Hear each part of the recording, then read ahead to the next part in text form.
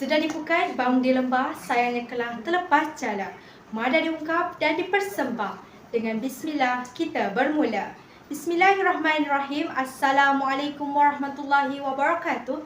Salam sejahtera, salam maju Johor dan salam nadi ilmu amalan membaca. Pohon pepaya tiada berduri, tumbuh bersama bunga melati. Izinkan saya memperkenalkan diri, moga-moga menyentuh hati. Saudara dan saudari sekalian, nama diberi oleh ayah dan ibunda adalah Nur Syahirah binti Syahrizal yang merupakan pelajar tingkatan 5 Wakil Sekolah Menengah Kebangsaan Ulu Tiram, Johor Bahru. Sepanjang hampir 5 tahun bersekolah, pelbagai cabaran dan juga pertandingan telah saya sertai dan alhamdulillah semua pencapaian dan anugerah tidak mengkhianati usaha saya.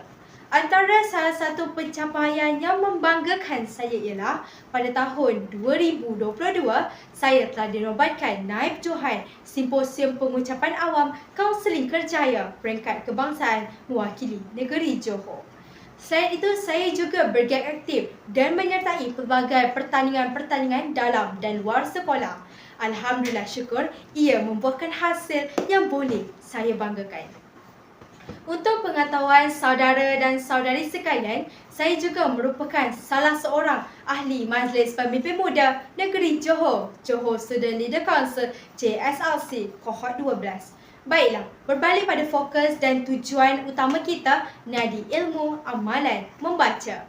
Sebelum kita pergi lebih jauh, adakah anda mengetahui slogan membaca Jabatan Ilmu?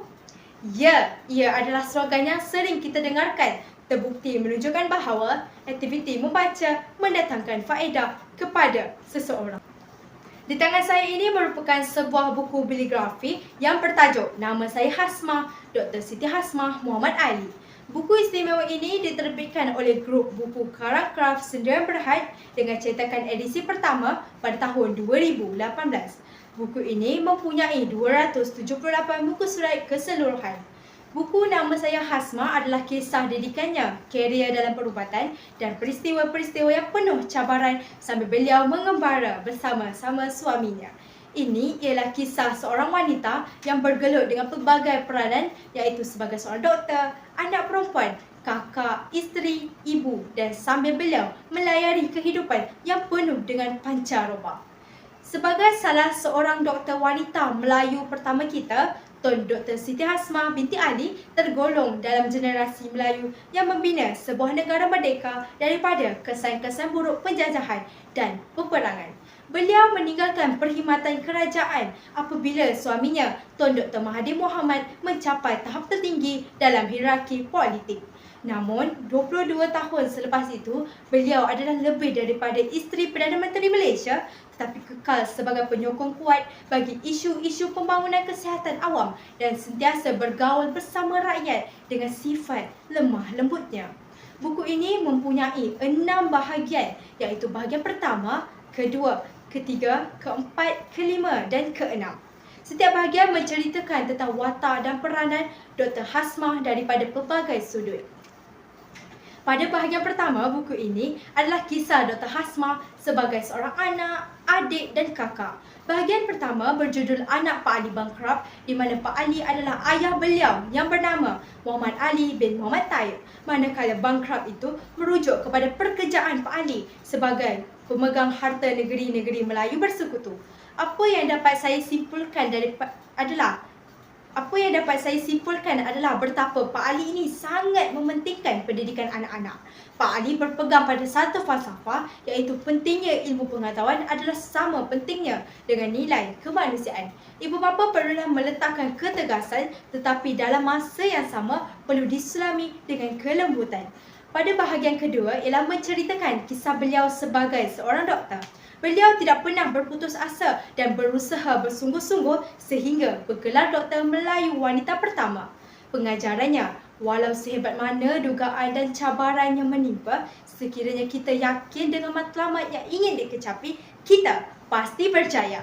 Kebanyakannya dalam buku ini ialah beliau berkongsi pengalaman hidup pahit getir sebagai seorang isteri yang setia kepada figura hebat Tun Dr. Mahathir Mohamad.